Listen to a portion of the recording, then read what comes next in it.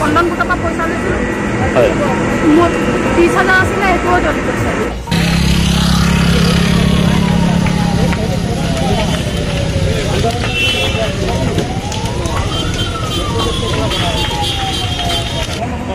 এই মাতিলে ভাগত কি কাৰণত জুই লাগিছে মই নাজানো। হয় শ্বৰ্ট চাৰ্কিট হ'ব পাৰে বা আপোনাৰ গেছৰ পৰা জুইৰ পৰা হ'ব লাগে। যিয়ে নহওক প্ৰায় 10টা পৰিয়াল সম্পূৰ্ণৰূপে ক্ষতিগ্ৰস্ত হৈছে।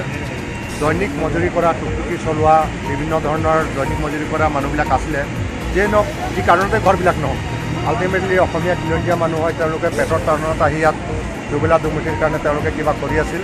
আজি ৰাতিপুৱা দুৰ্ভাগ্যক্ৰমে জুই লাগিলে আৰু প্ৰায় 2টা চিলিণ্ডাৰ ব্লাষ্ট হৈছে। আৰু এতিয়া গম পাইছোঁ ইয়াত যিবিলাক ষ্টুডেণ্ট আছে তেওঁলোক সকলো ডকুমেণ্টছ নাইকিয়া হৈ গ'ল, পৰিয়ালবিলাকৰ সকলো সম্পত্তি নাইকিয়া হ'ল। ফায়াৰ ব্ৰিগেড সময়ত আহিলেও তেওঁলোক অহালৈকে গোটেইখিনি চাৰখাৰ হৈ গ'ল। আৰু ময়ো গম পোৱাৰ লগে লগে আহিছোঁ, দেখিছোঁ সচৰাচৰ অতি মৰ্মান্তিক আৰু দুখজনক কথা। আৰু ইতিমধ্যে আমাৰ জিলা প্ৰশাসনৰ বিষয়টো অৱগত কৰিছোঁ। আমাৰ টেঙাখাত ৰেভিনিউ চাৰ্কলৰ মেজিষ্ট্ৰেট আহি আছে, আমি গোটেইখিনি এছেছমেণ্ট কৰিম আৰু তেওঁলোকে ইমিডিয়েট যিখিনি আমি ডাইৰেক্টৰৰ পৰা আমি ছাপৰ্ট দিব পাৰোঁ এইখিনি নিশ্চয় মই কৰিম। আৰু মই গোটেই কথাখিনি পৰিয়ালৰ লগতে পাতিম আৰু গভৰ্ণমেণ্টৰ লগত পাতি তেওঁলোকক ইমিডিয়েট সংস্থাপন বা ক'ৰবাত ৰাখিব পৰা যায় নেকি কথাখিনি আমি নিশ্চয় চিন্তা কৰিম।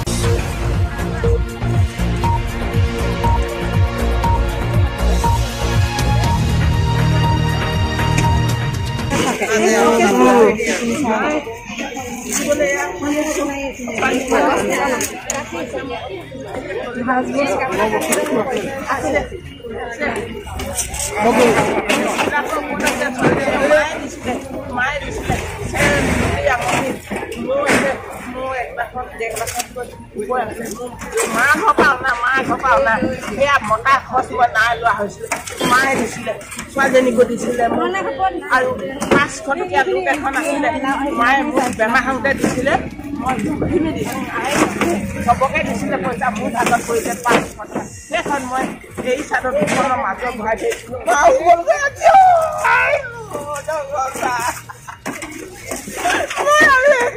মই এইটোৱে অনুৰোধ কৰোঁ, অন্ততঃ আমাক চৰকাৰে কিবা এটা যে সুবিধা দিয়ে, মই সেইটোৱে কৈছোঁ আৰু ক'বলগীয়া হৈছে যে টান হয়।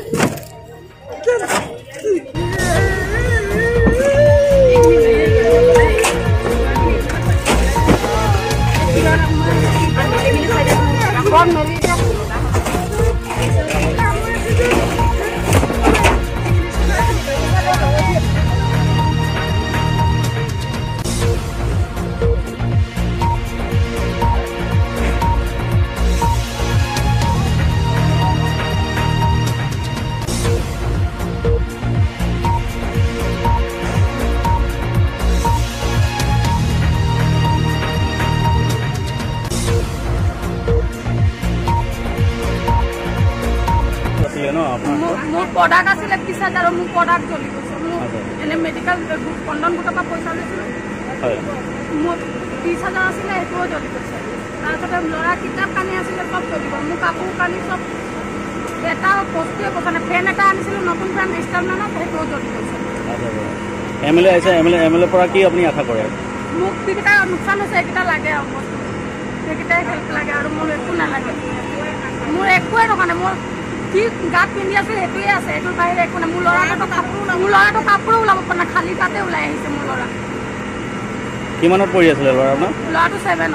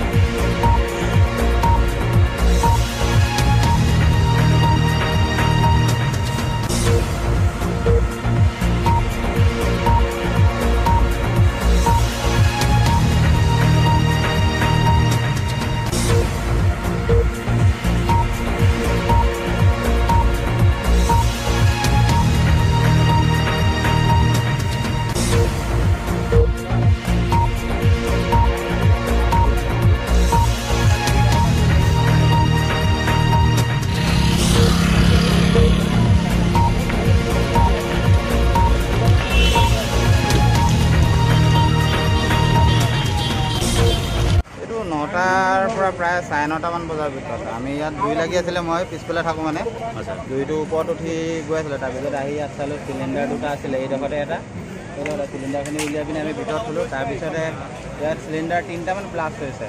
এতিয়া লাষ্ট ব্লাষ্ট হৈছে এই লাষ্টত এই ফায়াৰ ব্ৰিগেডটো মাৰি আছে, এইডোখৰতে 2টা ব্লাষ্ট হৈছে। তাৰপিছত মোৰ ঘৰটো তাত সৰু বাচ্ছা আছিলে, ভয় খাইছে। তাৰপিছত মই গুচি গৈছোঁ। এতিয়ালৈকে এই ঘৰটোৰ ভিতৰত জুইটো উঠিছে, কিন্তু বন্ধ আছিলে। ইয়াৰ পৰা বন্ধ থাকোঁতে কি হৈছে, টানিব নাই পৰা। লাষ্টত এইটো ভাঙি পানীটো পিছফালে মাৰিছে। কোনোবা মানুহ ক্ষতি হৈছে নেকি? মানুহ ক্ষতিটো হৈছে, এইটো দেখিছে গোটেই জ্বলি একো হেৰিয়ে নহয়। মানে আপুনি ধৰিব পাৰে 3 মিনিটৰ ভিতৰত গোটেই জেগাটো জুইয়ে আগুৰি লৈছে আৰু 2ৰ পৰা 3 মিনিটত। ফায়াৰ ব্ৰিগেড আহি যেতিয়া ফায়াৰ ব্ৰিগেডে পানীটো মাৰিব লৈছে, তেতিয়া গোটেই তালৈকে পাই গ'লে।